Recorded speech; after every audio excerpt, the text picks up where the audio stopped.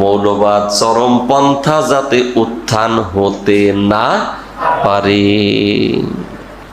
বলার লোক আছে না নাই? এবার বলেন, দুনিয়াতে যত জ্ঞান আছে সব জ্ঞানের মূলে যেটা, তার নাম কি? কোরআন। তার নাম কি বলেন? কোরআন। এরপরে কি? হাদিস। এরপরে কি বলেন? কোরআন হলো মূল। কোরআন কি জোরে বলেন?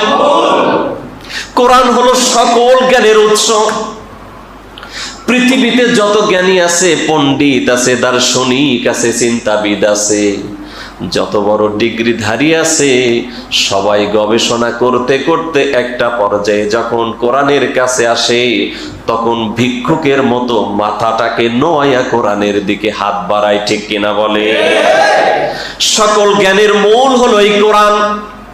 আল্লাহ রাব্বুল আলামিন সূরা ইয়াসিনের মধ্যে বলেছেন, ইয়াসিন ওয়াল কুরআনিল হাকীম। এই কোরআন হলো বিজ্ঞানময় কোরআন।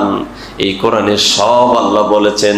সুতরাং এই কোরআন হলো জ্ঞানের মূল। এবার বলেন সবাই চিৎকার করে, এই মূলের প্রতি বিশ্বাস আমাদের আছে না নেই? আছে। তাহলে আমরা সবাই মৌলবাদী। আমরা সবাই কি? সবাই বলেন, আমরা সবাই কি? আবার বলেন। এই কোরআনের ব্যাখ্যা হলো রাসূল করিম সাল্লাল্লাহু আলাইহি ওয়াসাল্লামের হাদিস। এটাও ইনডিরেক্ট আল্লাহর পক্ষ থেকে ওহী।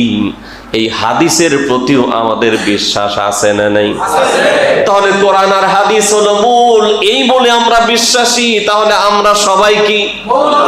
এই যে কথা কয় না,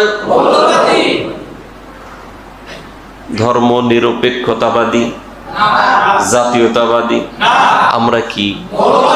আরে কথা কয় না কেন? আমরা কি বলেন? আমরা সবাই কি? মৌলবাদী। ঠিক না বলেন? আমরা সবাই মৌলবাদী। তাহলে যদি কেউ বলে যে মৌলবাদ উত্থান যত না হতে পারে, তাহলে প্রকারান্তরে বোঝা যায় তারা কোরআন বিরোধী। এবার আপনারা বলেন, যারা কোরআন বিরোধী, মূল বিরোধী, তাদের সাথে মুসলমানের সম্পর্ক থাকতে পারে?